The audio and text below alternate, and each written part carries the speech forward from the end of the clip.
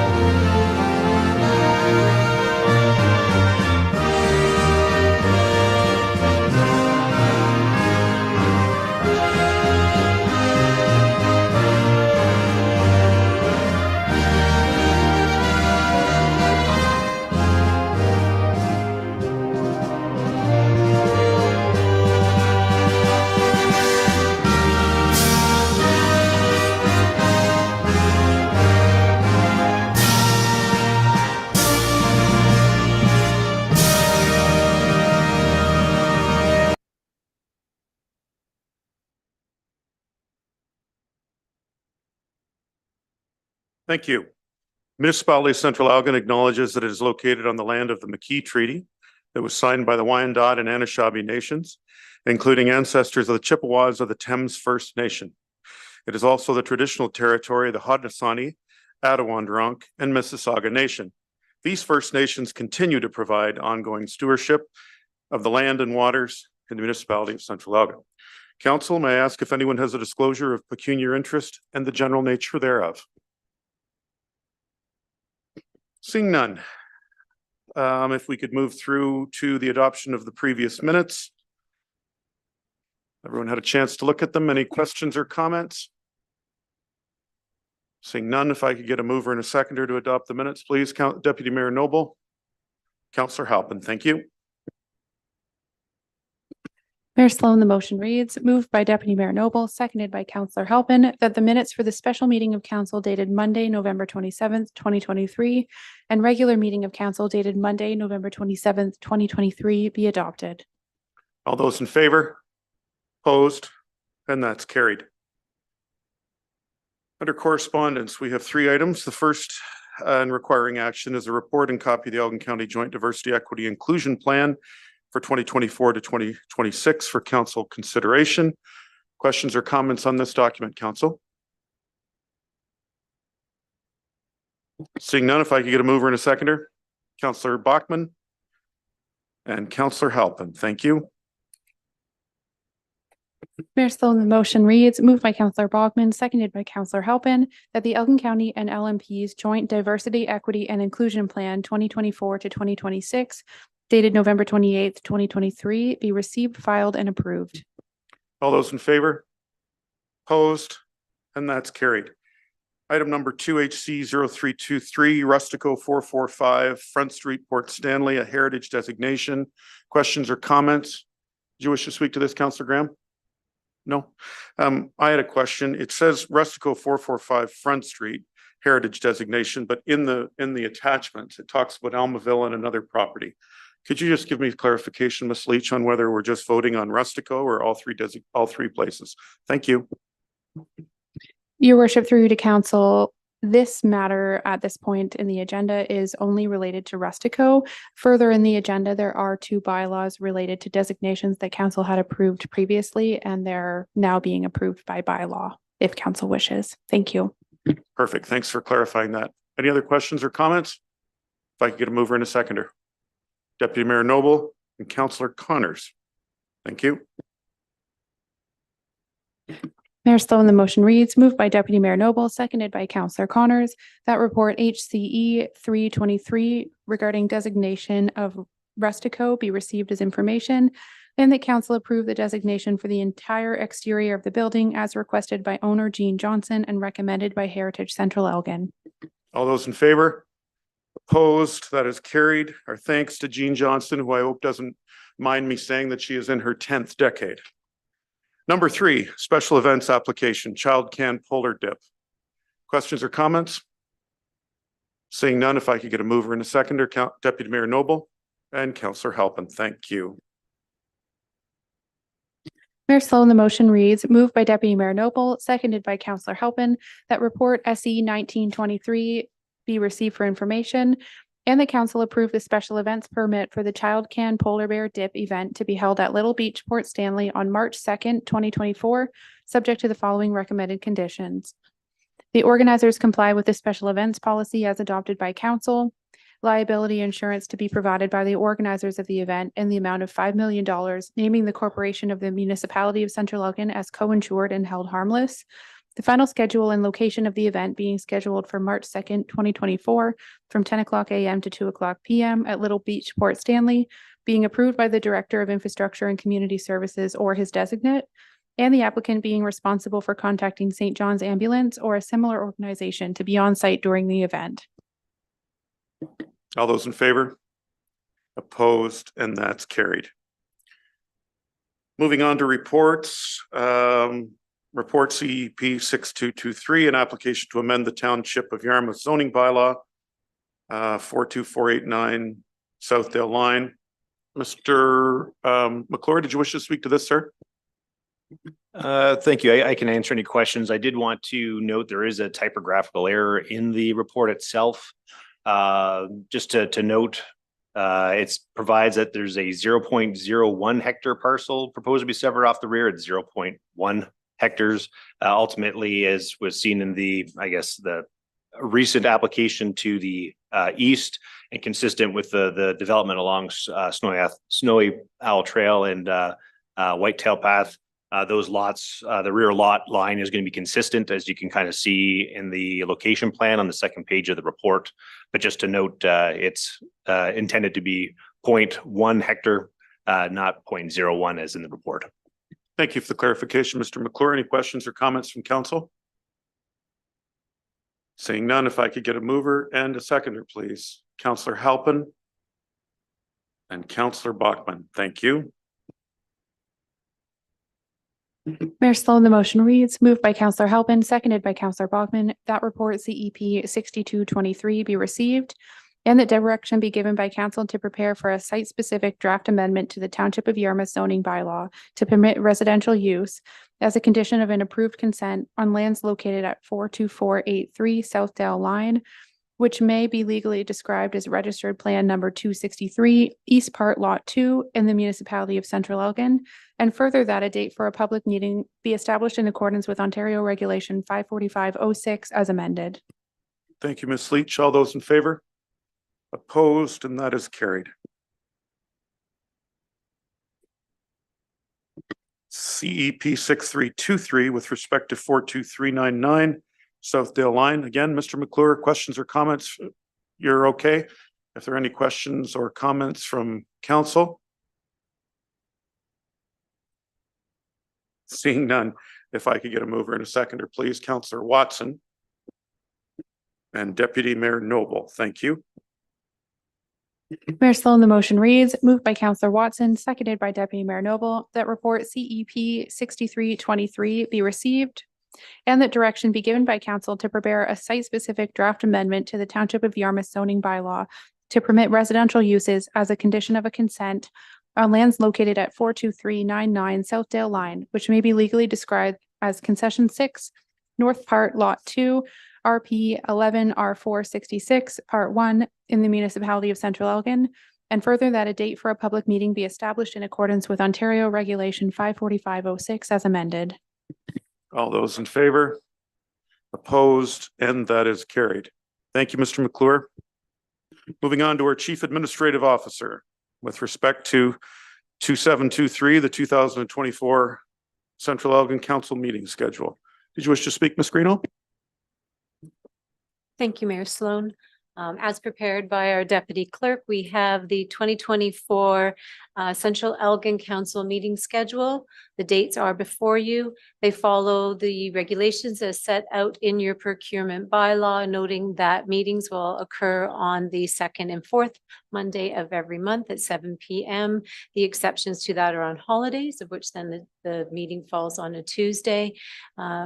Attention was paid to dates around sort of significant municipal conferences such as Roma and AMO, and then of course noting that one meeting would be held for the months of July and August. So council, that schedule is before you for your consideration. Thanks, Ms. Greeno, to you and the deputy clerk for preparing. Looks good. I took a look and noticed that the changes had been made for Roma. If I may, Councillor Graham, please. Through you, Mr. Chair, is there a specific reason that the Monday, July 15th and Monday, August 12th meetings are in the afternoon from 1 to 5? Is there a reason that precludes an evening meeting in both of those? Thank you, Councillor Graham. I'm going to have, Ms. Leach will respond. Thank you. Mayor Sloan, through you to Councillor Graham, the procedural bylaw outlines that the two meetings that are held in July and August are to be at 1:00 p.m. in the afternoon to account for the fact that they're the only meeting of the month. So there's planning meetings and the regular incorporated into those schedules. Thank you, Ms. Leach. Councillor Graham, any follow-up? I would prefer if they weren't in the middle of the afternoon, just because, you know, some of us do work. Thanks, Councillor Graham. Ms. Greeno, please. Then council, for your consideration, it is part of your procedural bylaw. So council would have to make an exception or a request for this. We would probably, unless that was changed in your procedural bylaw, we would have to do this every year. We can look at the procedural bylaw at another time, but for right now, council, if you're wanting to consider adjustments to those times, it would have to be a motion of council. Thank you. Questions, comments? What are the thoughts? Afternoon versus evening. Councillor Graham's preferred the evening. Anyone else have any wish to weigh in on this? Deputy Mayor Noble. Through you, Mr. Mayor, I'm just curious if we move them to a little bit later in the day, how much longer would the meetings be, or how late would the meeting be if we're pushing a whole bunch of planning through on that same night? If we have, you know, a couple hours of maybe some planning and drainage stuff, and you tack that on top of a meeting that you maybe start at 7 o'clock, it might make it a very late meeting. Thank you. Guidance. Yep. Thank you. Ms. Greeno or Ms. Leach, any other councillors wish to comment? Councillor Watson. Yeah, through you, Mayor. I have no problem going from 1 to 5 because there's lots of nights when we have these meetings. I wish it was during the day. So I don't want to have any more bylaws. We have enough already. I have no problem leaving at 1 to 5. Sounds like the will of council is that we leave it as this, and maybe we could look at it again in the new year or closer to the date if there was consideration at that time. Is that fair? Okay. If I could get a mover and a seconder, please. Councillor Watson and Councillor Halpin.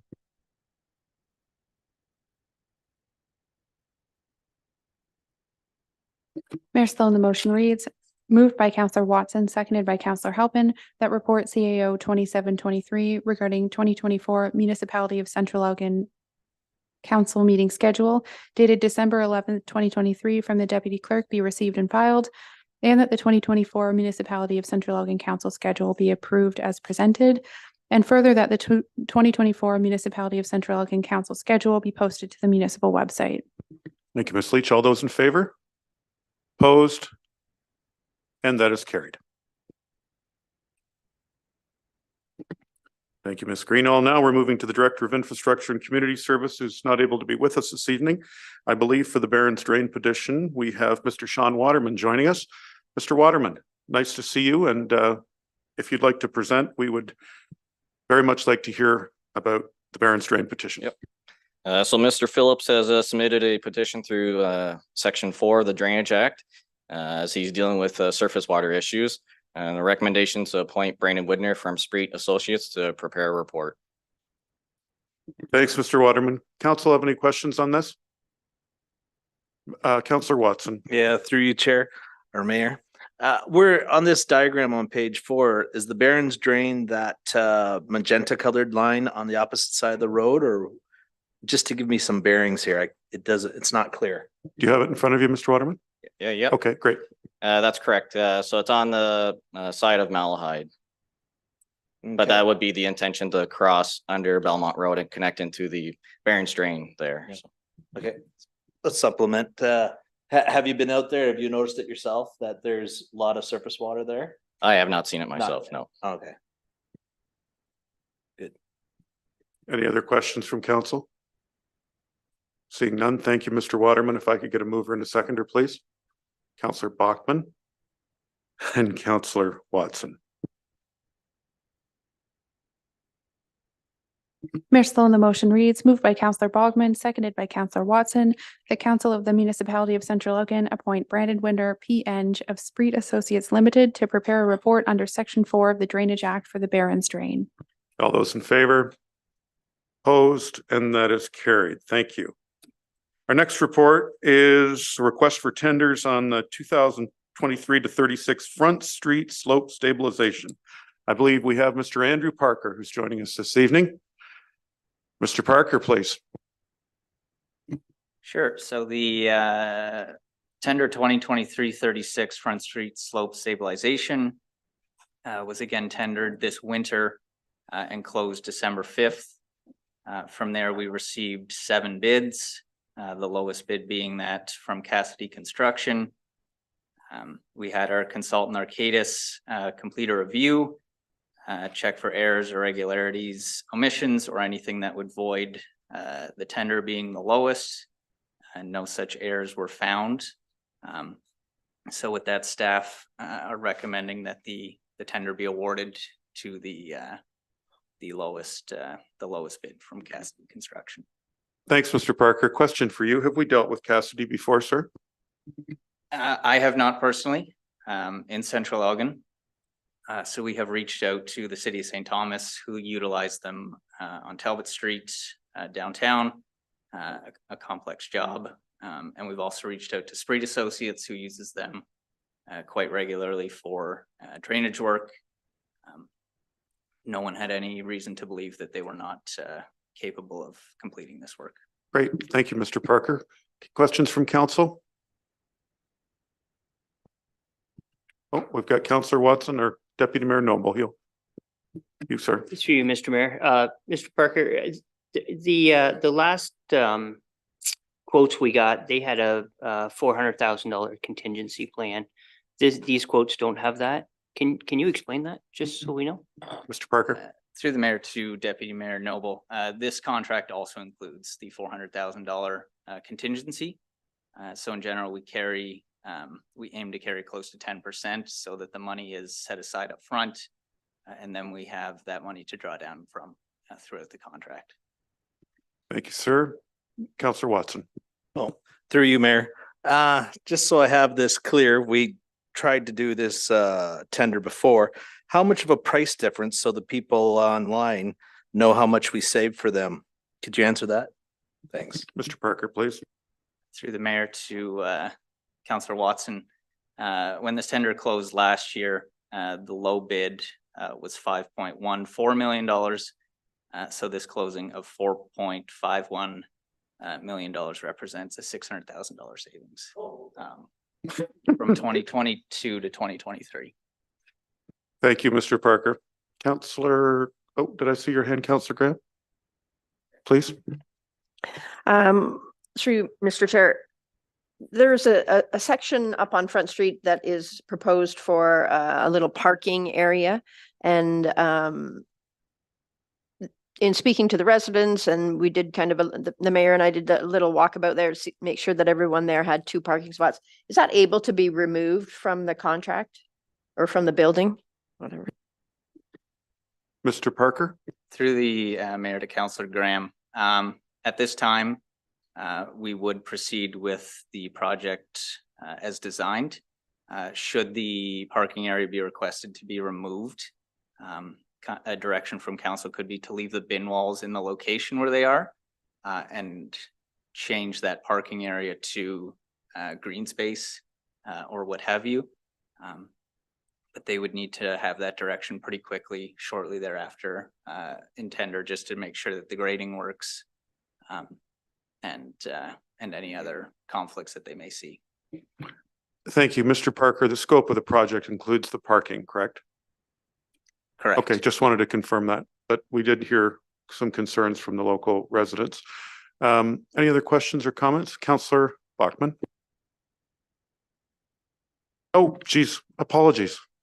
I looked at one and said the other. So Councillor Connors, my apologies. Thank you. Through you, Mayor.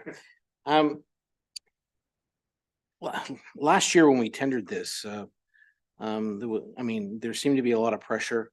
There was further pressure put on saying prices were going up and we weren't going to be able to save money if we waited. Looks like we've saved initially 600,000, which is nice.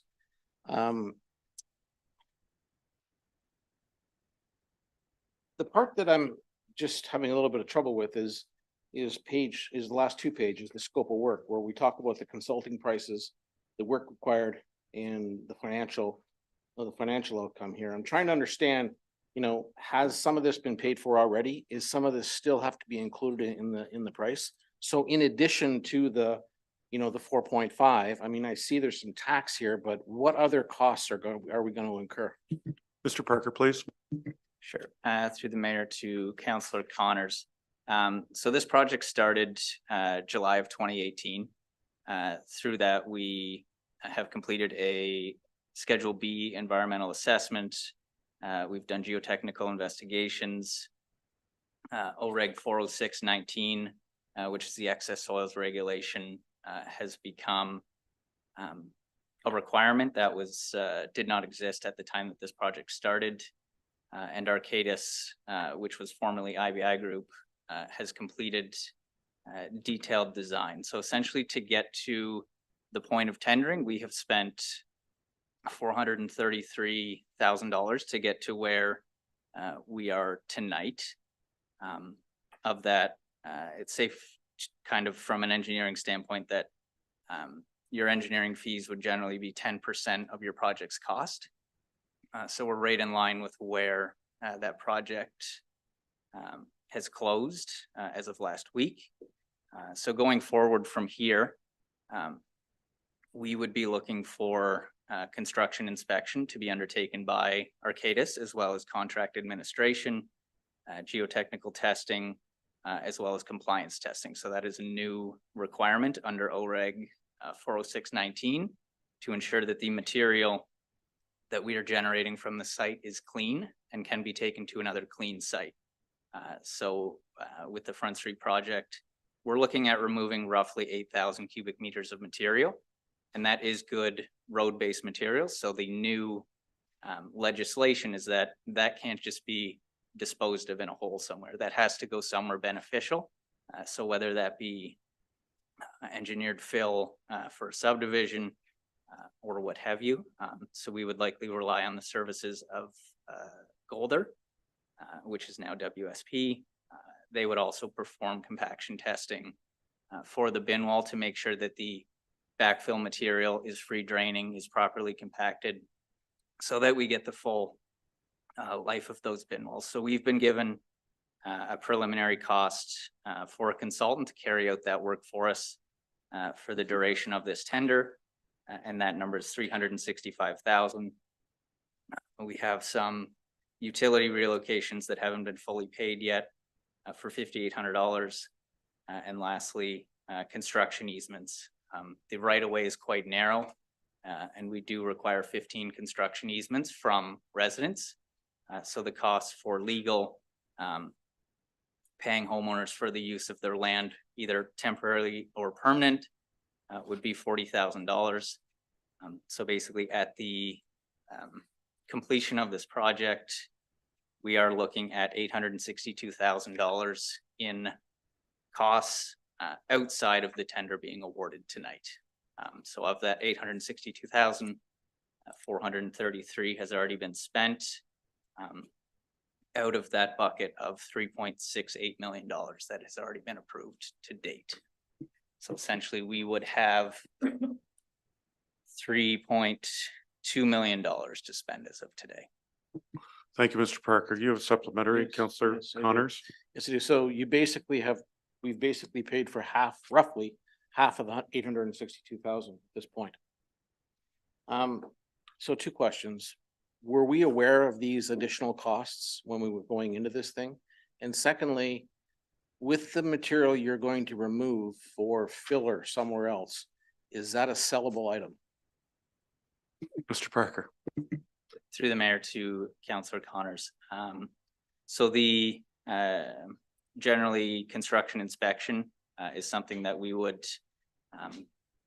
look for in every construction tender, especially a project of this scope. We would like to have a full-time inspection on what is an unstable slope and making sure that we have those records, making sure that the bin wall gets certified so that we get the life expectancy that we're looking for. And secondly, that material does meet table 1.1. So it is a quote unquote clean fill material. And that is a sellable item, but ultimately that is the contractor's excess material to get rid of. So if they are selling it to a secondary party, that is to their benefit and would only drive down the cost of this project.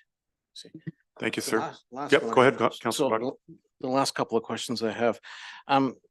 We went to lengths this spring to have members of council meet with the London Construction Association and numerous discussions that came out after that. You know, and a couple of the items, and I've talked to Jeff briefly about this, but I just want to make sure that we're on the same page here. The schedule that you have put forward, I mean, ultimately, I think, you know, we would like, or Central Elgin would like to start March 1st, but we've also offered it so that the contractor can start anytime after January 2nd. So the first question is, do you know what the intentions of the contractor are at this time? Are they going to start in January? Are they going to wait until March? The second question, because the reason I'm asking that one is that there was some benefit to the contractors being able to work in the evenings and through the night, et cetera. So I know that's a problem because of the access to that area. And Jeff and I have talked about that numerous times. And the second one is, did we substitute any materials? Did we allow for any substitutions of materials? Because there was something that was said that if we use this material, which is what everybody uses, we could save additional money. Mr. Parker. Sure. Through the mayor to Councillor Connors. Sorry, could you repeat the first question again? So it had to do with schedule and can they work through the night? I know they're going to start in January. Have you had a look at what their schedule looks like? Are they starting then? Are they waiting till March?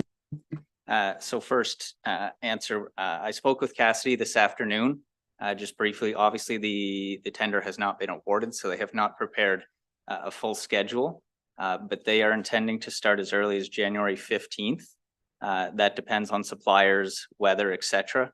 So should the tender be awarded tonight and bonds, WSIB, insurance follow shortly thereafter, they would essentially start ordering material as soon as they have assurance that they would be paid through this contract. So as it stands now, the construction schedule looks to be January 15th to November 15th, which is 130 working days, which would commence May 13th. However, starting January 15th does push that 130 working days to 213 working days. So that does extend the contract by 83 days. And in terms of time of day for construction, they would have to adhere to our municipal bylaw for construction, which I believe is 7 a.m. to 8 p.m. And any night work, weekend work on statutory holidays would require council approval. And lastly, in terms of material substitutions, contractors are able to ask those questions during the tendering phase, because if we approve a material for one contractor, everyone that bid needs to be aware that that substitution is allowable. We made several substitutions in terms of pipe material, but nothing in a substantial nature to change the contract. Specifically because of the bin walls were recommended through the geotechnical investigation. They were mentioned in the EA process, and changing that material would essentially involve going back to the EA and looking at an addendum. Last question. You mentioned bonding, which is an interesting point. What type of bonding is required for this job? Through the mayor to Councillor Connors, we require 100% labor and materials bonds and 100% performance bond. So those can be quite expensive, so we do pay for those as part of the contract. And thanks very much, Mr. Parker. Question here. I noticed that it said that this has to be accepted by March the 4th.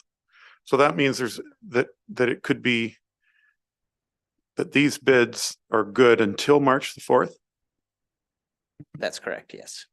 So if there was any, asked and answered. Thank you. Any other questions? Councillor Watson. Yeah, through you, Mayor, to Andrew Parker.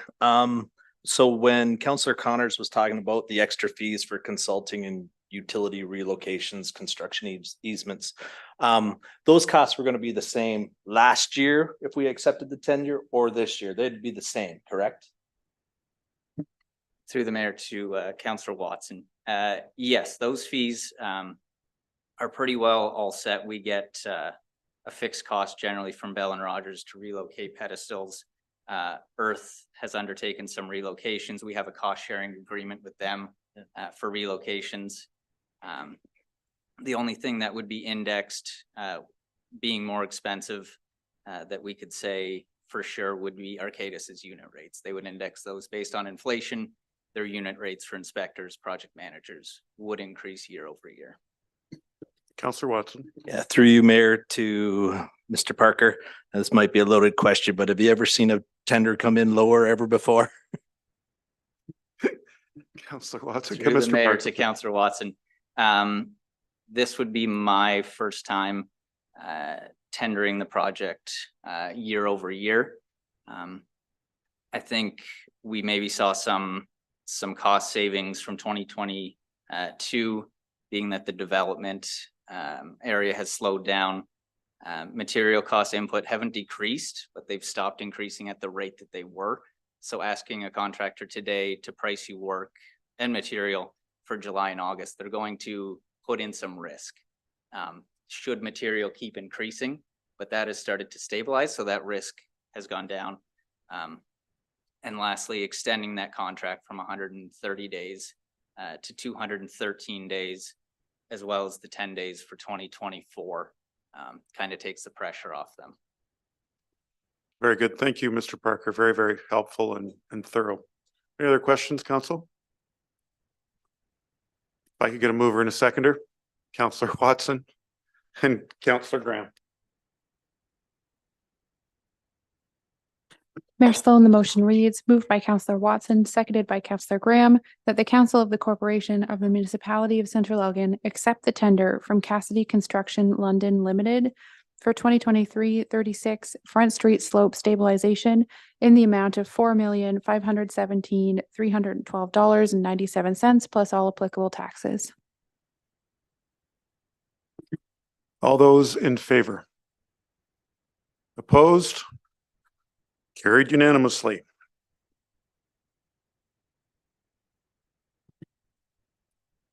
Director of Fire Services, Chief, we've got monthly alarm activities first.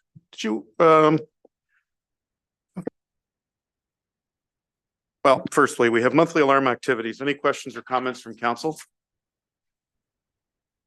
Seeing none, if I could get a mover and a seconder, please. Counselor Bachman, Counselor Connors, Counselor Halpin. Mayor Sloan, the motion reads, moved by Counselor Connors, seconded by Counselor Halpin, that report FS 1523 regarding monthly alarm activities report, November 2023, be received for information. Thank you. All those in favor? Opposed? Carried. And from the Director of Asset Management, we have November 2023 monthly building report. Council, any questions on that document? Seeing none, if I could get a mover and a seconder. Counselor Connors and Deputy Mayor Noble.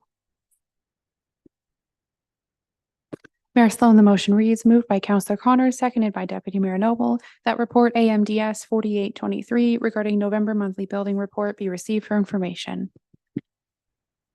All those in favor? Opposed? And that's carried. AMDS 4923, the monthly bylaw reports. Mover and a seconder. Counselor Watson, Counselor Halpin. Mayor Sloan, the motion reads, moved by Counselor Watson, seconded by Counselor Halpin, that report AMDS 4923 regarding November 2023 monthly bylaw report be received for information. All those in favor? Opposed? And that's carried. Now we have a 2023 building permit report. Mr. Stadema is with us this evening. Welcome, sir. Nice to have you with us. Did you want to speak to this and give us a bit of a presentation? Thank you, Your Worship, and members of council. I put together a short report. Got lots of different statistics and information on it. Just wanted to introduce myself to members of council as well. I'm Matt Stadema, Chief Building Official. I've met some of you formally, some of you informally over the past year. Our department is just comprised of 3 staff, myself, Greg Flute, our building inspector, and Steph DeSutter, who's our building and bylaw enforcement coordinator. Between the 3 of us, kind of run the building department. It has slowed down, obviously, over the last year, and that was kind of the crux of this report, was to kind of show you some information about the construction industry in Central Elgin, with some statistics behind it. We are still quite busy. We have, over the last couple of years, issued over 1,000 permits. We currently have the number on the page here to 750 ongoing construction permits. That number, as we get slower into December here, we've started picking off some of them. It's gotten slower, so that number has gone down. We were still quite busy in 2023 from the previous year's construction with new home construction, addition, renovations, pools. We've had a number of large projects, such as the multi-story project in Kokomo, that is now occupied up to the 3rd floor. So we have 1 more floor to go, the 4th floor, and also the bottom parking garage P1, which should be both occupied here before Christmas, they're hoping. So we have had some different projects for Central Elgin, such as the multi-story. However, most of the construction projects issued over the last several years, and that we've seen a downturn into 2023, is the housing. So I think I have some numbers here. New home construction this year, for example, looks to be about 42 in the municipality. Last year was 111. Previous year was 199. You get the idea. It has come down this year. I put in some information in the report. Probably comes as no surprise. The number has decreased due to the number of people looking to purchase and build. With interest rates the way they are, very high, and the requirements for mortgages being tightened by the banks and other lending institutions, and inflation has now steadied apparently, but it has increased over the last year. That has impacted the construction industry, not only in Central Elgin or even in Elgin County, but across the province. There's been lots of information across the province promoting new home construction in the industry. And that's going to take some time as they build homes faster. But as of today, the industry is still slow as people sit on their houses a little longer. And the builders in the area, we do have lots available for them. So it's not that we don't have lots available. We have lots presently available and we have new subdivisions up and coming. It's really dependent on where the economy goes and where the industry goes for how those lots will be filled. Coming up in 2024 and 2025, it is expected to have an increase in new home construction next year and 2025 year over year. What that number looks like is a guess. No one could probably tell you exactly what the number would be. It should increase, especially with the VW plant coming to St. Thomas in the coming years, and other construction growth in St. Thomas and the surrounding area. We should see a natural influx regardless of any other outlying factors. But we will see growth in the industrial and commercial capacity within Central Elgin. We have just issued a permit for the 6-story building on East Road and Compass Trail. That was in October. We are expecting another, I believe it's a 5-story condo building in Kokomo. That'll be the second of 3, no, I can't remember now if it's 3 or 4 proposed buildings that will be in Kokomo. So they're moving ahead with preliminary drawings. I've seen them. They're just fine tuning a few different things, and we should see that early in the new year. Also, we have anticipated the long-term care facility by Extended Care to be possibly in early 2025, as well as new Belmont School coming. They won't give a deadline or a timeline yet. There's still some work for them to do on numerous different ends, but that is forecast to be coming up here in the next year or two, as well as the large subdivision that's in behind that with a large number of lots there, like over 100 lots. And Belmont, Kevin can correct me, maybe it's over 100, I think. So, yeah. Where are the 100 lots? Sorry. In Belmont off of Thank you. 7th Ave behind the proposed new school. Thank you. So, yeah, it has slowed down this year across Central Elgin. I don't think it's anything to be alarmed about. I think it's quite expected across the construction industry and as well documented both in the media and the news in different areas. We've been still quite busy with the permits that have been issued and continue to help clean them up and be of service to the residents in Central Elgin and any concerns that might arise. So that was kind of a gist of my report here. If anyone has any general questions or specific questions, you can feel free to address them. Thank you. Thanks, Mr. Stadema. Very helpful. And we all appreciate the contribution you and Greg and Stephanie make. I'm going to start the questions if you don't mind. Are our rates competitive when it comes to building? I did include a schedule with our building bylaw. It is, I'll have to double check before I send you that way, available on our website. We do look at building permit fees year over year. One thing that is in my report and I didn't really touch on, so the building department is wholly funded through its building permit fees and its reserves. So our budget is independent of the overall budget. We are required to set fees and have a budget and have building permit fees scheduled. And we look at that every year and to collect the fees to cover our budget, and we can put a little bit out to reserves for years that we might have a decrease in construction or other outlying factors. But that reserve is usually reserved to about 300% of our anticipated budget year over year. And I think that's approximately where we're sitting at now. I think we're probably in the 400% range because we've had some big projects over the last few years and steady home building. So, but to answer your question, Your Worship, our fees are competitive with other similarly structured municipalities. Our municipality is a kind of an outlier in that we have a small population base, but we did have, strong construction. We also have a lot of renovation and addition permits. So our permit numbers for the same size of municipality as maybe somewhere else in Southwest Ontario or Northern Ontario is definitely higher.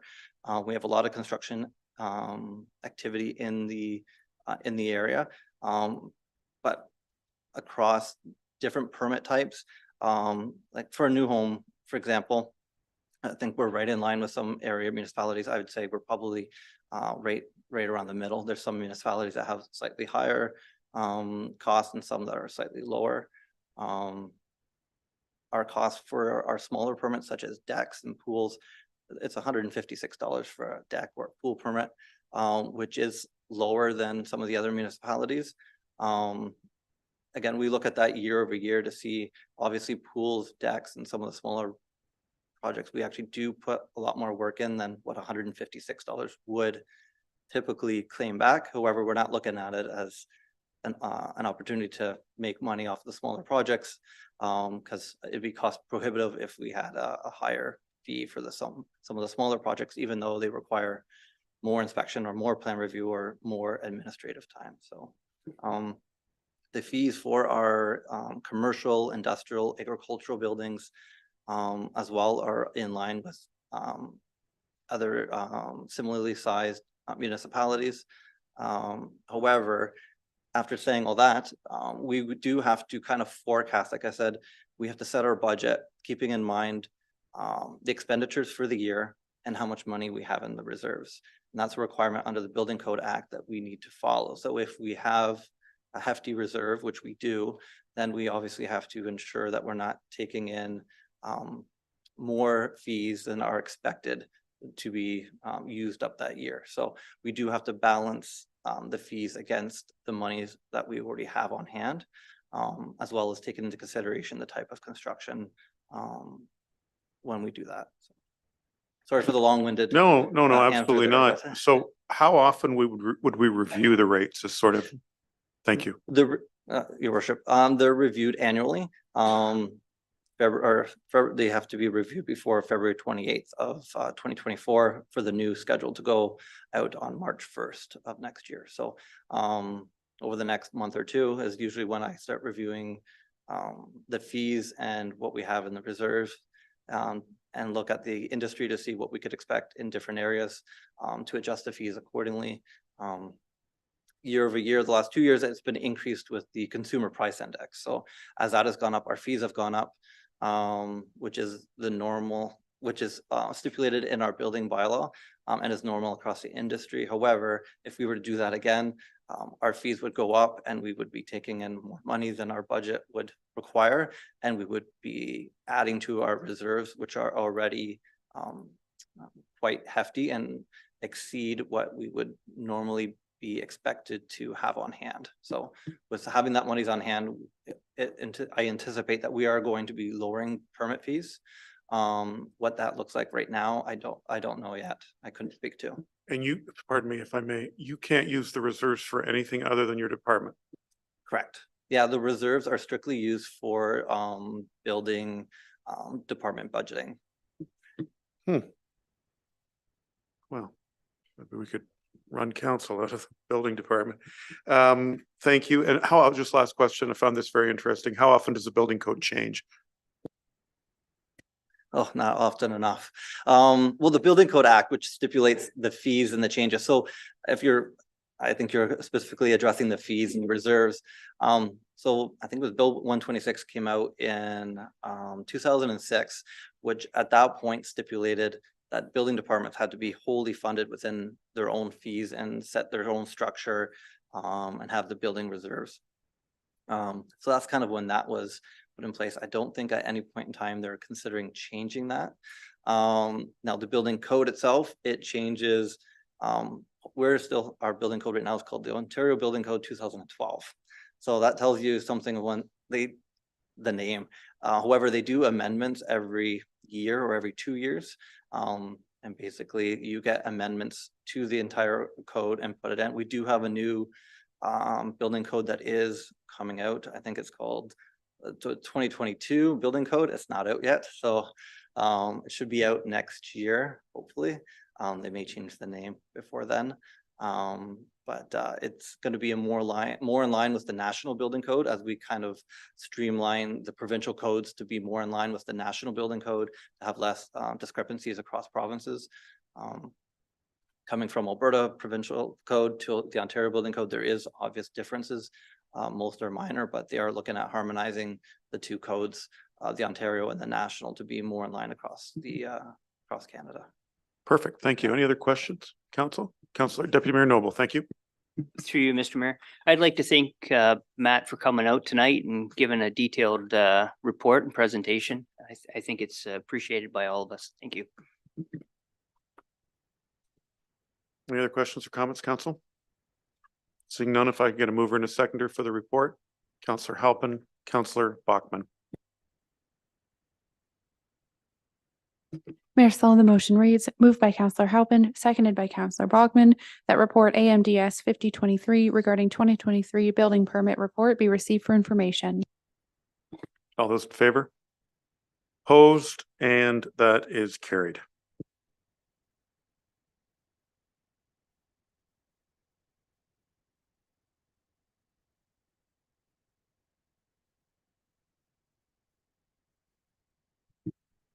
Just looking at the bylaws, and there's 4 of them. Are there any questions or comments about them?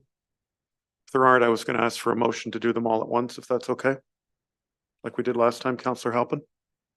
And yep, Councillor Watson, thank you very much. Mayor Sloan, the motion reads, moved by Councillor Halpin, seconded by Councillor Watson, that bylaws 2845, 2846, 2847, and 2849 be taken collectively. All those in favor? Opposed, and that is carried. And now I need a mover and a seconder for first and second. Councillor Bachman, Councillor Halpin.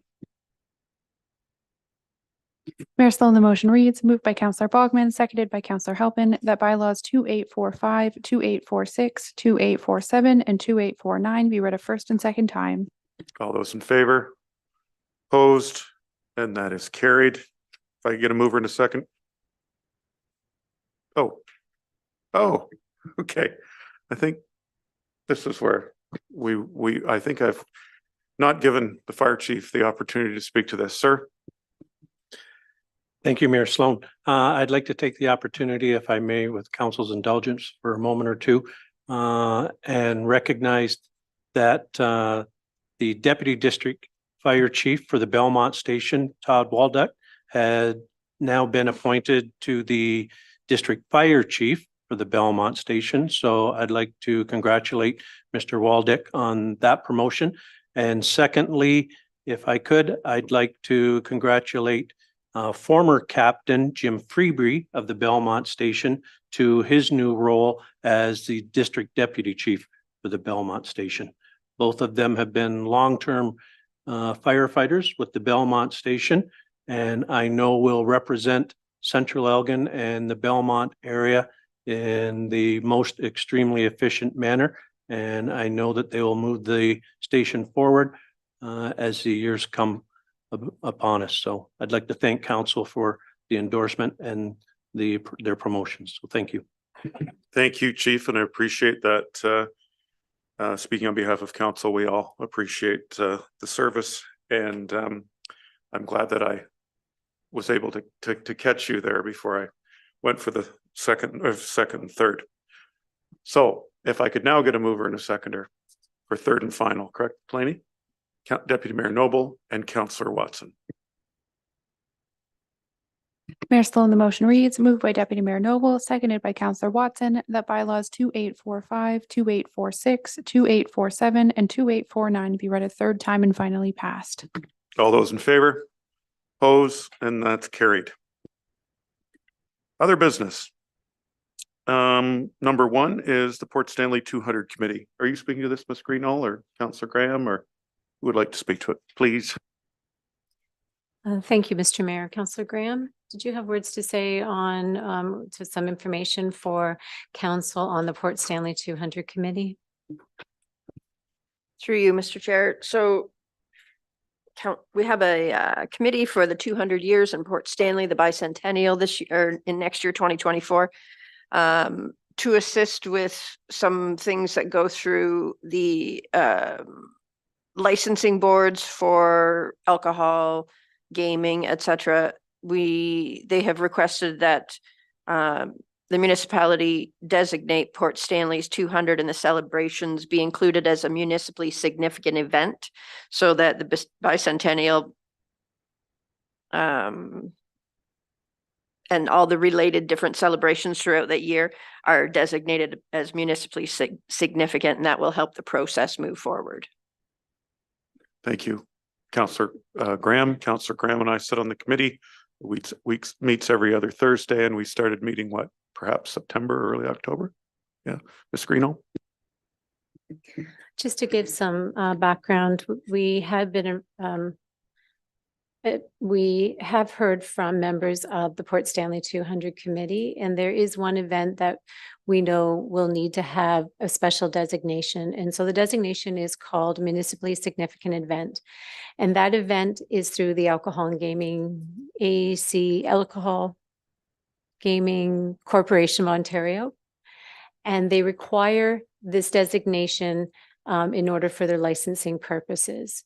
The designated event is specific to each event. It's not the overarching event, but it would be to a specific. So if it was Portoberfest, or if it was another event that a different group or committee wanted to put on, what it does is trigger for the municipality to put some resources and services in place. Because you will have an event over 200 people, you're asking for an alcohol license, you may be looking for road closures. And that is what they need to hear from the municipality in order to provide an access to those licensing. So the municipally significant event is not the overarching theme, but to each individual event that would trigger those points as provided by the ACGO. Thank you. And I'd also mention before, I think Councillor Graham has a comment, that there are some funds available for other levels of government, including the upper tier for tourism, and they would like it to be somewhat official as we ask for potential grant money. Councillor Halpin, then Councillor Graham.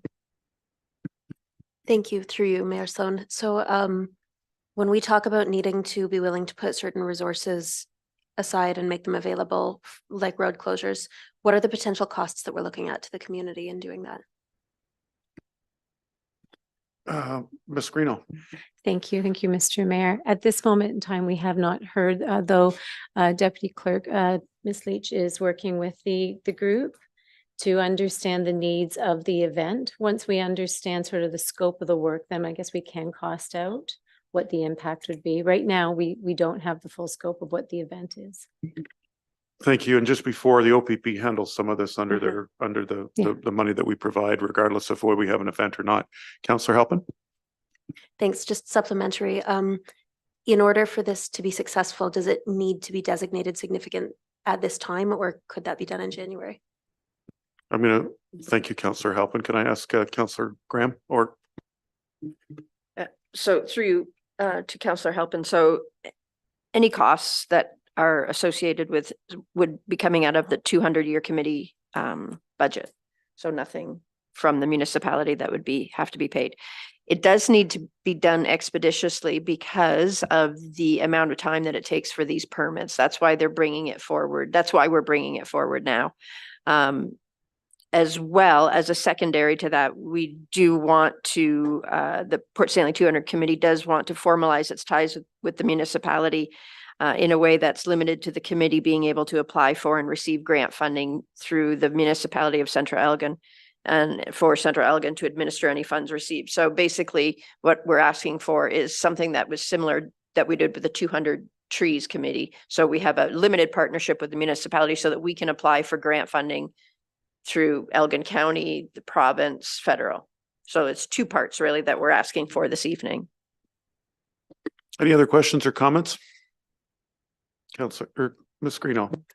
Thank you, Mr. Mayor. Perhaps Deputy Clerk Leach can maybe speak to, since you've been working with as part of the Special Events Committee, would you be able to add any comments as to where they are in the process and how their process through special events would probably bring forward the request for the AGCO or ECGO? Ms. Leach, please. Your Worship, through you to Council, at this stage, the Portoberfest event, which I understand is being coordinated in order to commemorate Port Stanley's 200th anniversary, is in the concept stage. So applicants have come before the Special Events Committee to kind of make their general proposal.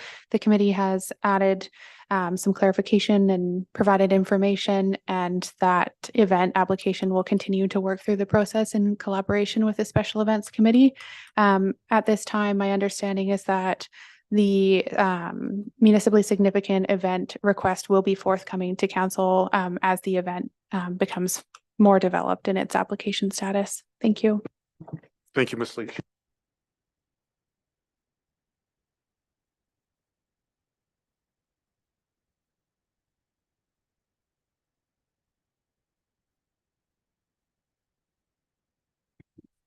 No, Councillor Graham.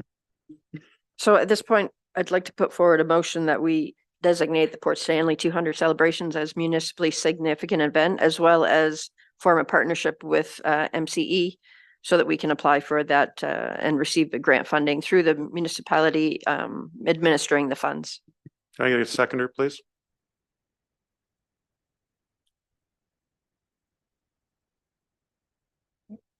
I didn't see your hand.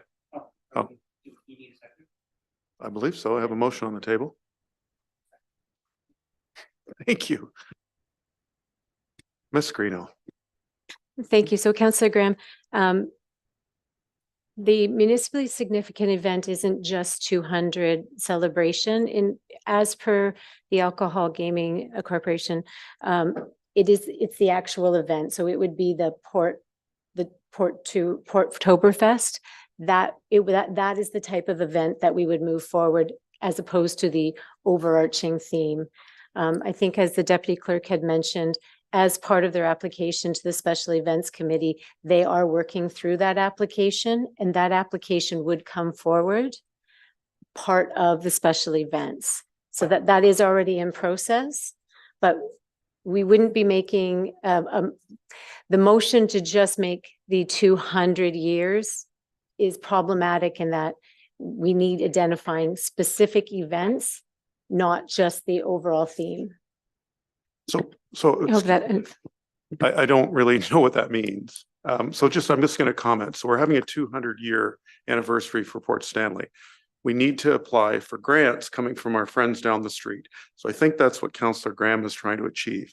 Is the wording of the document that we have a mover and a second for, does that give us the authority to take money to make it an official part of the council, and then we can vote on it? Ms. Leach? Your worship, through you to council, at this time, from my understanding, the intention of the proposal is for the Port Stanley 200 committee to be able to apply for grant funding under the municipal name and eligibility, and for the municipality to administer those funds in a similar way that it has to the 200 Trees project. If that is the exclusive intention at this time, just the partnership would be recommended, and the declaration of municipally significant event specific to any special event coming through the process will be reviewed at a later date. But at this time, if the motion or if the intention of the motion is just for a partnership and enabling the group to apply for grant funding through the municipality, that's something that can go forward at this time. Thank you. Councillor Graham? I believe that it's through you, Mr. Mayor. I believe that the designation, and I read the email from Ms. Leach to our fellow who's taking care of it, is that it, and through the AGCO and the Liquor Control Board, that it needs to be expedited to be designated a municipally significant event prior to it coming through the final stages of the Special Events Committee. So that's why we're here doing that tonight, and putting them both together just again to expedite it. Because if it doesn't, it has a timeline that it specifically is going by, and they have given us the direction that it needs to be designated so that they can move forward in that area. Ms. Leach? Your worship, through you to Councillor Graham, you are correct in that that declaration would come before the official special events application in general. That's still certainly the expectation that we're working towards. At the time that the group came before the committee, it was just sort of to present a general concept, just to make sure that what they were proposing was doable, but no details had been discussed. So at this time, further detail is required from the group and a bit more planning so that the committee is in a position that it can recommend that to council, but that certainly will come before the special events application. And I anticipate that to be early in the new year. Councillor Graham. So if that's the case, then why don't we make it so that as we do with some of this other special event recommendations, that they have to hit all the requirements? We could approve it based in theory on the fact that they will hit the requirements that are required from the special events committee. Councillor or Deputy Mayor Noble first. Okay. Ms. Leach. Your worship, through you to Councillor Graham, that certainly will be the case when the committee is in a position to have enough information to come to council. At this time, there aren't confirmed details that would help support council in making that decision. But again, I anticipate that information to come early in the new year after a further conversation with the applicant. Deputy Mayor. Through you, Mr. Mayor, I guess I need confirmation on, is the 200 years Port Stanley event and the October or Portoberfest, are they two separate events? So the committee is looking at a motion or a range of events for 2024. So they're various. Some of them can be as easy as something that's already happening, that's already done, like let's say Calypso. But we have special events, and the committee's put a lot of time to special events. And one of them is this Portoberfest, which I didn't know had been announced yet. I think it's getting its world premiere tonight. So with something like that, that has to have a special, is it fair to say dispensation? No, a special designation rather, not dispensation. Thank you, Ms. Greeno, to make sure that that falls in line, but that's a more significant and large event. So I think what Councillor Graham is looking for, we have opportunities, just like the folks from the 200 Trees did. They wanted to apply for TD Green Fund, but they needed someone that was official to take the money, to take the donations, to take whatever. So we're looking, or I think Councillor Graham was looking at having the opportunity so that if the committee asked Tourism Elgin for a grant, which is available and has been given in the past to significant events, that we would be able to apply for that. I think that's the basis. The other stuff or the other pieces of it, I think we could probably deal with in the new year perhaps, but Councillor Halpin has a question.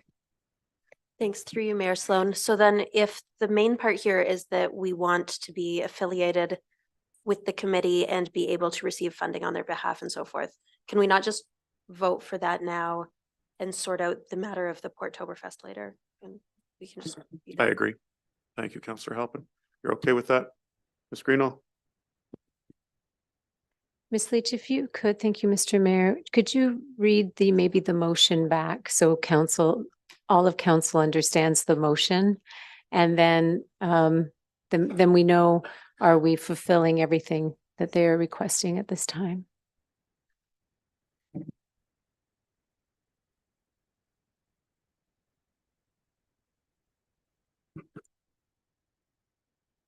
Mayor Sloan, through you to council, at this time, I believe the draft motion to be that the municipality of Central Elgin partner with the Port Stanley 200 Committee for Port Stanley 200th anniversary related initiatives and events, and that the municipality of Central Elgin be named as the recipient of any grant funding to support the initiatives and events, and further that any funds received be collected and dispersed by the municipality. Fair? We have a mover and we have a seconder.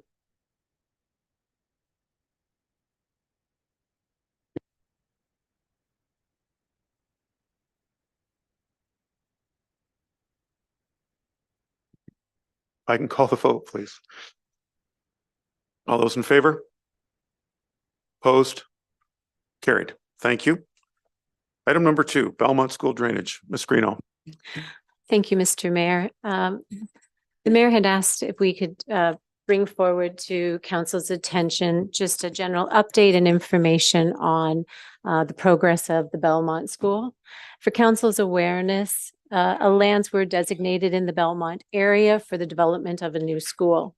These lands were designated as part of an overall subdivision plan. And as part of that plan, the subdivision would be dealing with the drainage of the lands, which would incorporate both the school and all of the surrounding residential properties.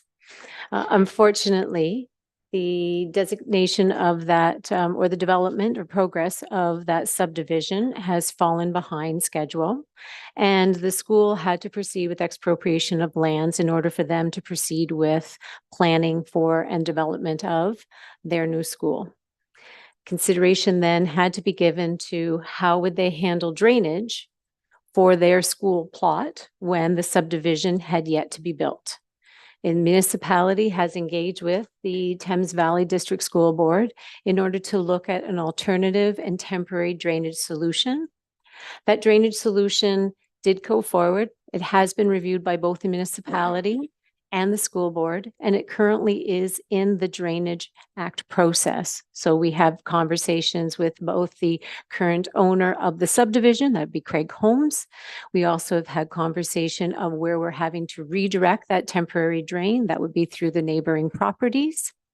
And we've had to look at how we were going to structure that drain, that being it would become down 7th Avenue. That plan has started in the process, the Drainage Act process.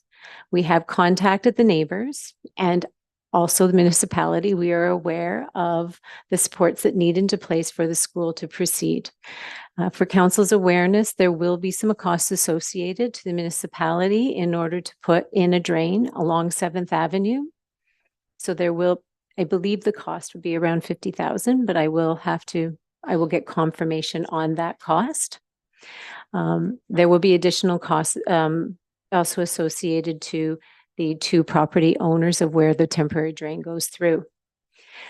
We will be bringing that report to council in the new year.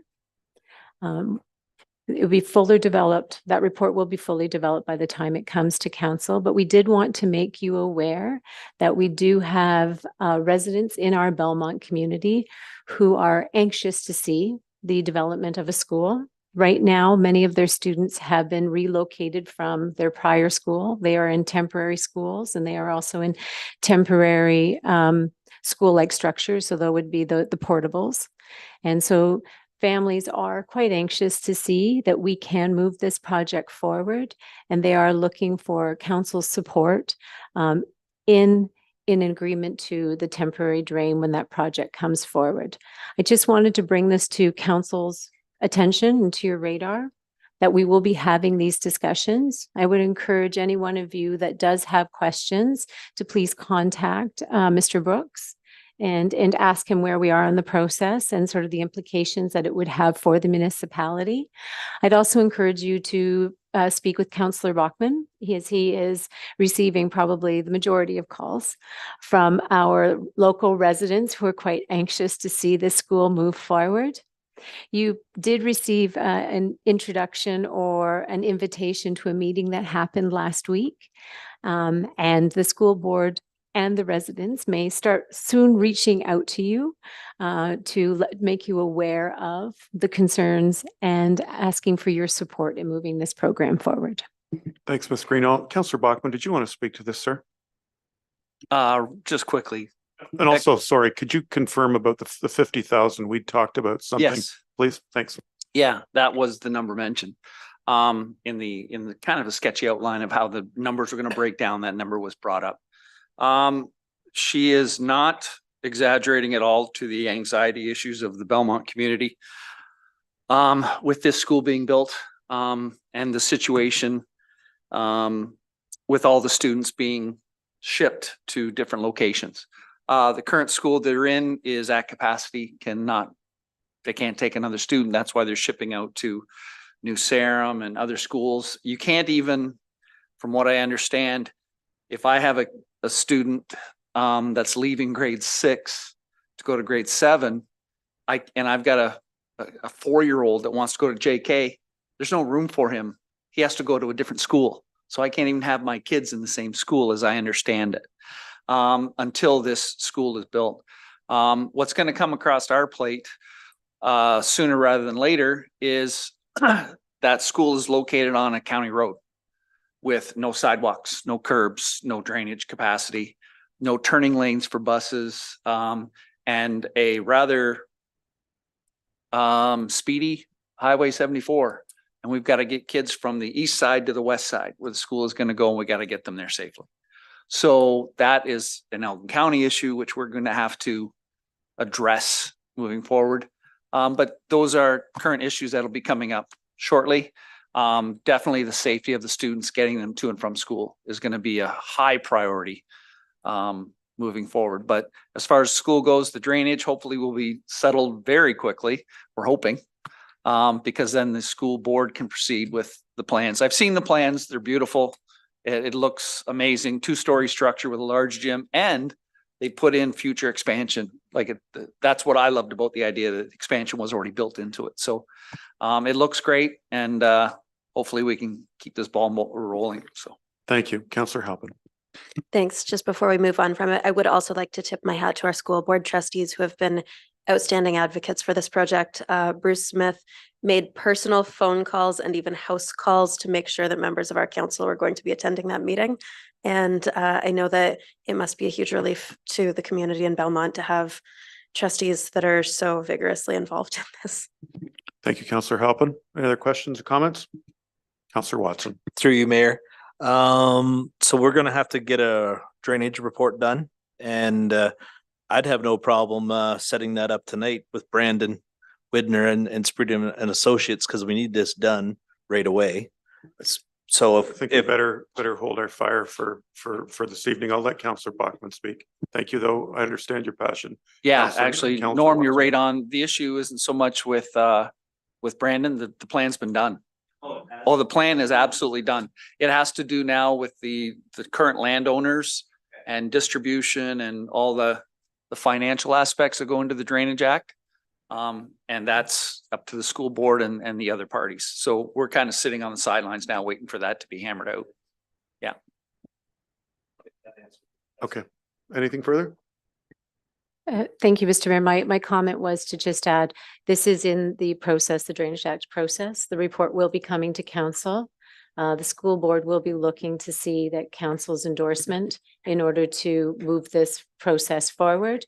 And so if there are questions that come out of that report or prior to that report, we would encourage council to speak with Mr. Brooks and any of our staff, because the school board really is looking for council's endorsement to help them move this forward. I think that's all for other business. Can I get a mover and a seconder to proceed into close, please? Oh, Counselor Halpin, sorry, go ahead. Thanks. Yeah. While we go into closed, could I just ask that we add a CS7 on the same reasons already listed? It'll be a short one, I promise.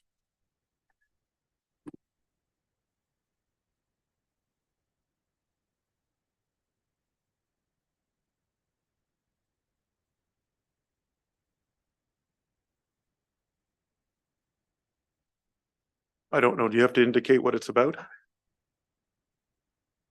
Did you say the same as CS6? Same already listed, identifiable individuals, employees, et cetera. Okay, so you want that as CS7? So to put that on, we need a Please. vote, don't we?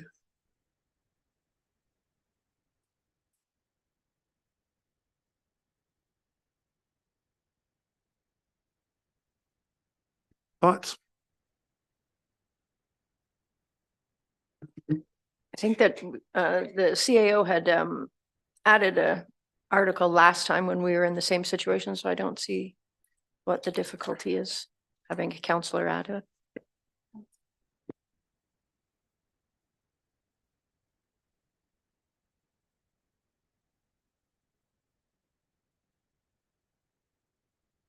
Okay, very good. All right, thank you. If I get a mover and a seconder to move for closed, Counselor Connors, Deputy Mayor Noble, thank you.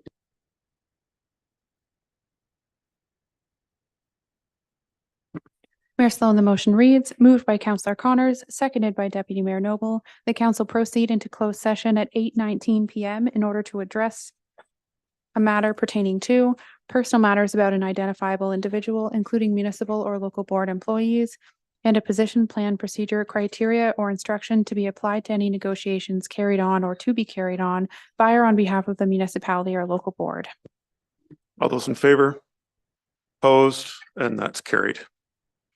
Thank you, folks. Thanks, everyone, for coming out, and we will see you later. Maybe we'll take a 5-minute recess if that's okay.